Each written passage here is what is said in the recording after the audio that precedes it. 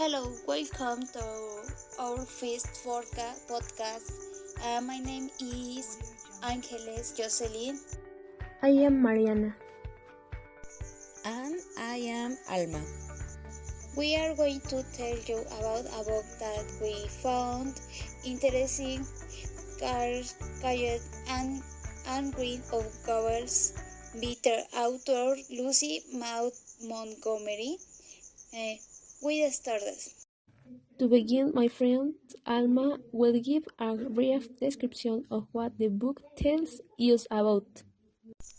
Of course, Anne is an orphan girl. She is 11 years old, thin, red-haired, and restless.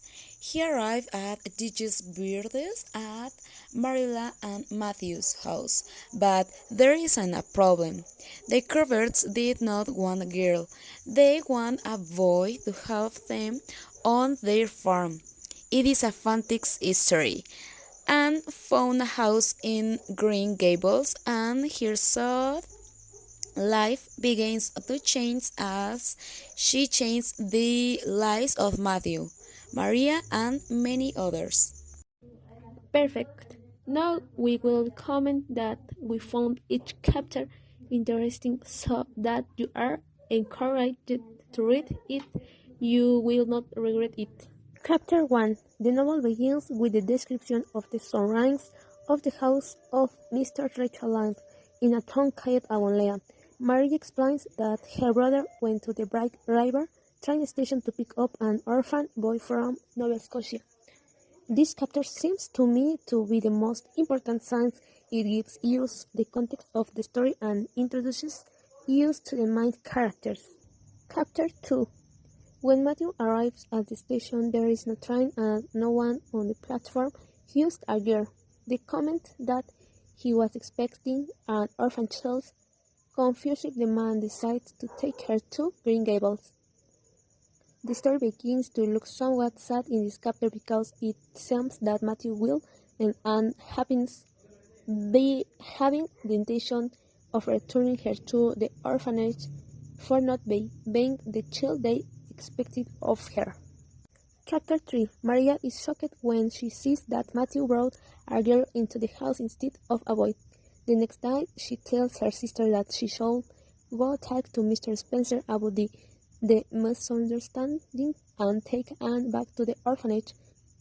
This chapter left me very intrigued and eager to read the next one to find out what will happen to Anne, although the story takes an unexpected turn which we will see in the next chapter.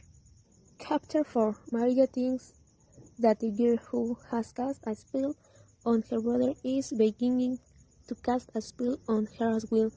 That same afternoon, Anne and Maria go by wagon to Mr. Spencer to arrange for the child's return to the orphanage. As they leave the farm, the story is really very touching. Science and history are too kind and convincing for Mr. Maria to also begin to doubt what will happen to Anne. In this chapter, Maria asks Anne to tell her about her childhood. The girl then tells him that she is 12 years old and that she is from Polishbrook in Nova Scotia, that two teachers and that they were humbly aroused, so she had to be adopted by a lady who could not take care of her. This chapter makes me nostalgic. Science and story. It's what many children experience in real life. Since they lost their parents, it makes me reflect on many things for which we should be grateful. Now we will talk about this chapter. Mr. Maria had to make a decision whether to keep the girl or not, so she spoke with Mr. Spencer to give a solution to the misunderstanding. Here I really jumped for happiness since it was a decision that was looking forward to reading since I believe that we all deserve a second chance. Later in this chapter, he tells about when Maria tells Anne that she has to say her place, but the girl has never done it before. She has never liked God, because she has the fantasy that he has given the red color of her hair to purpose. Now I will talk about this chapter science. I consider that Maria did well and bringing Anne closer to God, and that we are a perfect host as we are physical and our personality. In this chapter, in a rivalry between Anne and Josie, they do activities to get Gilbert's attention. Anne suffers an accident and returns home. There is a small disagreement between Anne and Diane's moms, and they have to distance their friendship for a while. Their friendship brings me back together at the Yule Ball as the day buttons the night away. Chapter 9.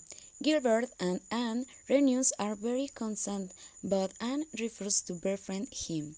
Anne takes into account the challenge of studying to be an excellent teacher, although Gilbert thought that she would be a great actress.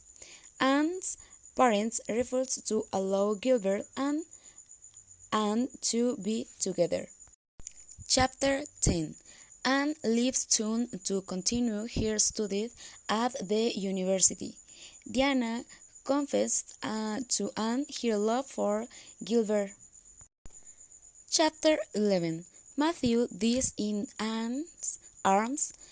Anne has to work as a teacher to support the expenses of her and her Marilla. Well, that's all. In short, Anne of Green Gables is a classic of children's literature that will never go out of style. With a beautiful and shocking story, the author has drawn us children and you in a girl. If you like books like Little Woman or Daddy Long Legs, you'll love this novel.